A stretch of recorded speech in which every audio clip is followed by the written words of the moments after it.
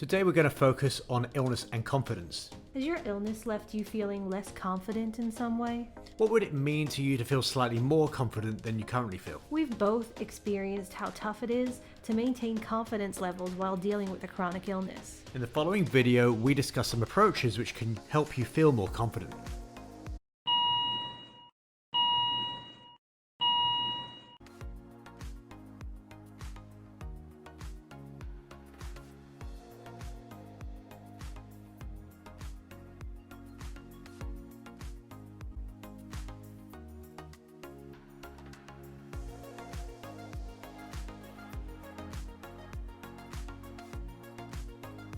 For many of us who have battled chronic illness, confidence loss hits at some point. This may be as a result of weakness, fatigue, a change in physical appearance, career loss, or being less socially interactive with others.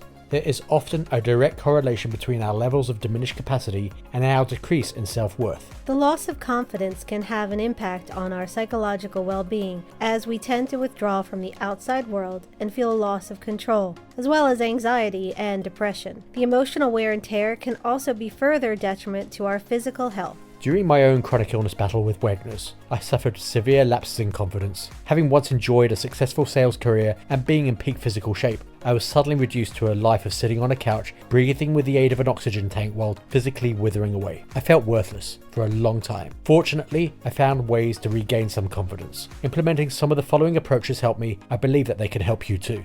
As important as it is to make peace with less confident feelings in order to lower stress and anxiety, the following strategies can be highly effective in achieving small wins which lead us to recapture a more confident mindset. So here are 9 approaches to cultivate a confident mindset. Number 1, avoid all or nothing thinking, also known as identifying the middle ground. Illness can be an emotional period which can lead one to catastrophizing events. However, thinking in absolutes will often lead to feelings of despair. So try to establish if there is some middle ground. For example, think about if you've really lost everything, or is it possible that you still possess some strength and positive qualities. Number 2, identify what you still control. And maybe you are more physically restricted and not as able to control as many aspects of your life as you once were able to. However, think about what you still can control. What action steps are you still able to take in order to help yourself? Number 3, set high goals and low goals. Loss of confidence may coincide with failing to meet your expectations. As your capabilities fluctuate during illness, try to set high goals and low goals for yourself. Maybe some days your physical state will allow you to achieve those high goals, but achieving the low goals on off days can still feel like an achievement. Number 4, imagine talking with a friend. Now think about a close friend or someone else you really care about going through what you're experiencing. Imagine what you might tell them. How would you try to boost their confidence? Can you say the same things to yourself now? Number 5, an act of kindness. Whether it be once a day or once a week, perform one random act of kindness for another person. This can even be carried out online if you're housebound. Doing so will take you out of yourself and provide you with a sense of accomplishment.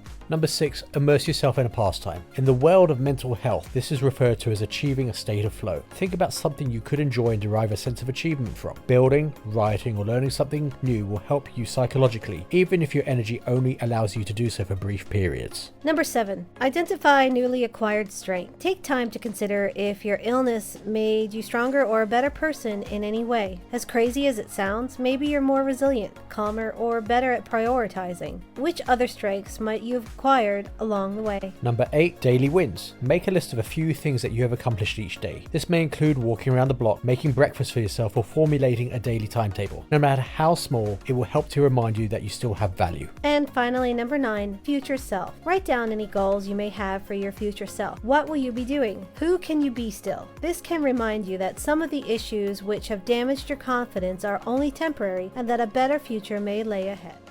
We hope that you enjoyed this video and found it helpful. Did you like the ideas? Do you have any ideas of your own? Is there anything different which you would like to see us cover? If you like what you've heard, we ask you to support this channel by clicking the thumbs up on this video and hitting the subscribe button. Please also use the share button to pass this information around to anyone who may benefit from it. Check out the written blog version of this video by clicking the link below and visiting our website. You can also find us on Facebook, Instagram, and Twitter under Empower Illness Coaching. To find out more about who we are, feel free to visit the video about our illness journey.